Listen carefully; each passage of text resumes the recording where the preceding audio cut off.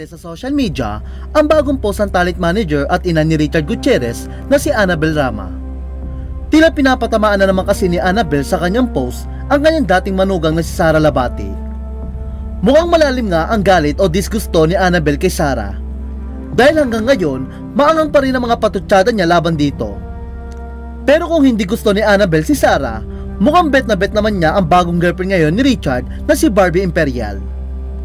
Sa kanyang Facebook post nitong Miyerkules, June 5, sa unang pagkakataon ay nabanggit ni Annabel si Barbie. Sa simula ng kanyang post, pinagsabihan ni Annabel ang mga walang magawa sa kanilang buhay, na tumahimik na dahil hindi raw siya lalaban kay Barbie doll, dahil maganda, maputi at makinis daw ito. Kasunod dito, iginit ni Annabel na si Chucky lang ang gusto niya makalaban. Ani ni Annabel, "Hoy, yung walang magawa sa buhay, tumahimik na kayo. Kasi si Annabel doll, hindi lalaban kay Barbie doll. Maganda, maputi at makinis." Ang gusto makalaban ni Annabel doll, si Chucky. Alam niyo na kung sino yon. Happy ka na?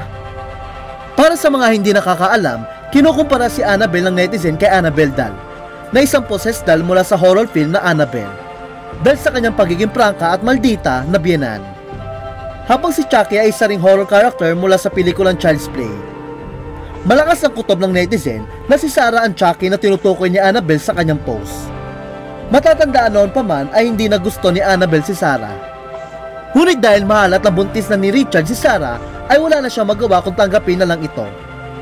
Gayunpaman, sa pag-iiwalay ni na Sara at Richard, ibinaling ni Annabel ang sisi kay Sara na aniya ay gastador daw habang si Richard ay nagtatrabaho. Samantala, ramdam naman ng netizen na gustong-gusto ni Annabel si Barbie para kay Richard.